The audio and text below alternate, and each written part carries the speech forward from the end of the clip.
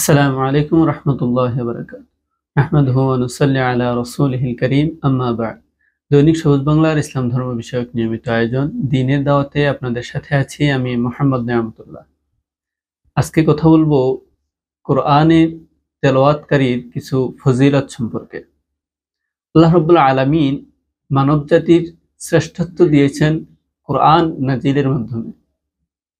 আল্লাহ রাব্বুল আলামিন মানবজাতির হেদায়েতের জন্য, পথ প্রদর্শনের জন্য পবিত্র কোরআন মাজিদ নাজিল করেছেন এবং এর মাধ্যমে মানবজাতিকে হেদায়েতের পথ নির্দেশ দিয়েছেন।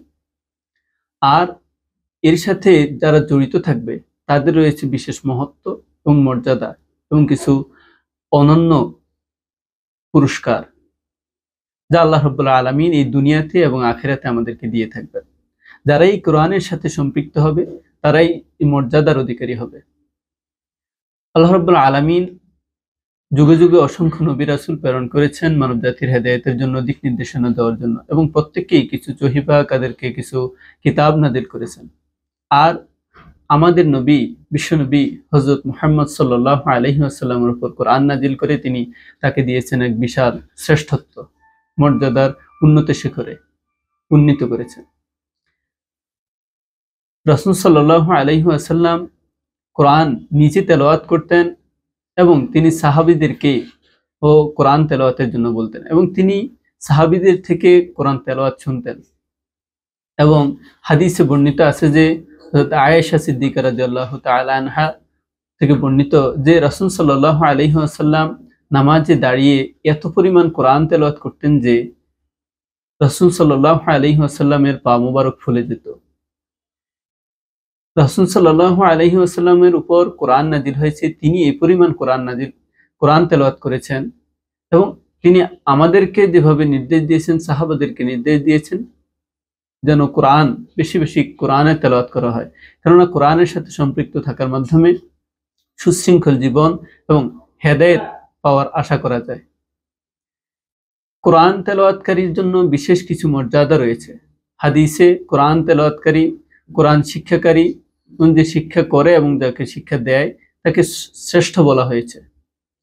হাদিসে এসেছে রাসূল সাল্লাল্লাহু আলাইহি ওয়াসাল্লাম বলেছেন, যে ব্যক্তি নিজে কোরআন শিক্ষা করে এবং অন্যকে শিক্ষা দেয় সে হলো সর্বোত্তম ব্যক্তি, সর্বশ্রেষ্ঠ ব্যক্তি। মানুষদের মধ্য থেকে যে ব্যক্তি কোরআন শিক্ষা করে এবং শিক্ষা দেয় সে ব্যক্তি সর্বোত্তম ব্যক্তি। এ হলো হাদিসের ভাষায়। আর আল্লাহ রাব্বুল আলামিন কোরআনে তেলাওয়াতকারীদের ব্যাপারে যে ঘোষণা দিয়েছেন সেটা হলো যে কোরআন তেলাওয়াতকারী বা কোরআনের সাথে যারা জড়িত তারা এমন একটা ব্যবসার সাথে জড়িত যে ব্যবসায় কখনো লোকসান নেই। সব সময় আল্লাহ রাব্বুল আলামিনের উত্তম প্রতিদান দিয়ে থাকবেন এবং পূর্ণ প্রতিদান দিবেন। এজন্য আমরা বেশি বেশি কোরআন তেলাওয়াত করার চেষ্টা করব এবং কোরআনের সাথে সম্পৃক্ত থাকার চেষ্টা করব। হাদিসে এ ব্যাপারে কয়েকটি রিওয়ায়াত রয়েছে যে এর ফজিলত সম্পর্কে।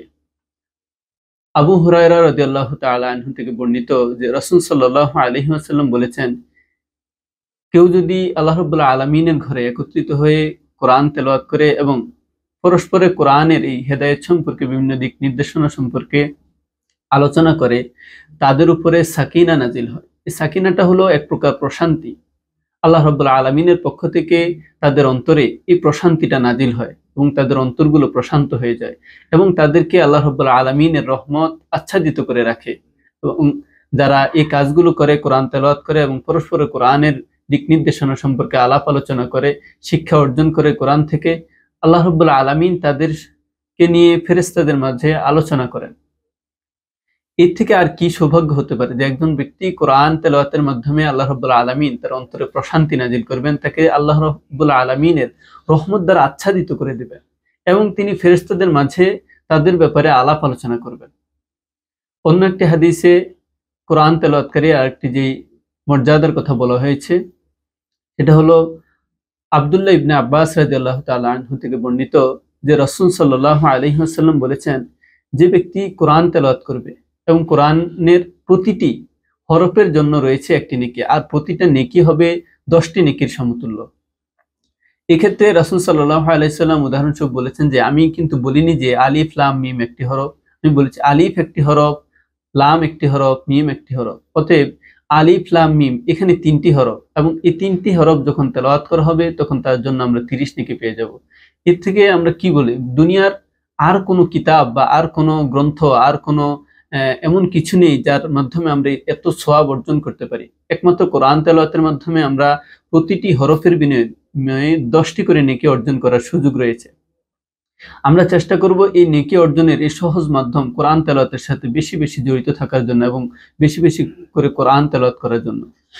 কোরআন তেলাওয়াতকারীর ব্যাপারে আরো যেসব ফজিলত রয়েছে, তোর মধ্যে শ্রেষ্ঠ একটা ফজিলত হলো যে কোরআন তেলাওয়াতকারী সম্পর্কে কিয়ামতের দিবসে সুপারিশ করবে। যে অবস্থায় মানুষ বিভীষিকাময়, হতাশাগ্রস্ত, যাকে নিয়ে ব্যস্ত থাকবে, আল্লাহ রাব্বুল আলামিনের দরবারে শুধু একটাই চাওয়া থাকবে, যেন সে তার যেই কৃতকর্ম আছে সাথে তা থেকে যেন সে মুক্তি পায়, আল্লাহ রাব্বুল আলামিন যেন তাকে জান্নাতের নসিব করেন, এই আশায় থাকবে। কিন্তু সেদিন এই বিভীষিকাময় দিনে একমাত্র সহযোগিতাকারী হিসেবে যাকে পাওয়া যাবে এই দুনিয়া আমলের মাধ্যমে, সেটা হলো একমাত্র কোরআন।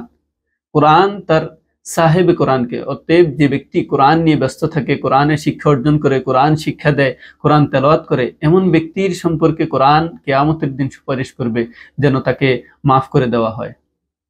এর থেকে আর বড় কি হতে পারে?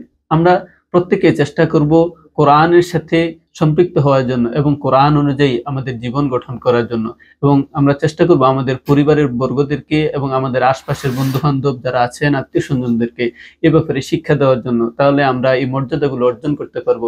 আল্লাহ রাব্বুল আলামিন আমাদেরকে এই আমলগুলো করার তৌফিক দান করুক। ওয়া মা আলাইনা ইল্লাল বালাগ। আসসালামু আলাইকুম ওয়া রাহমাতুল্লাহি ওয়া বারাকাতুহু।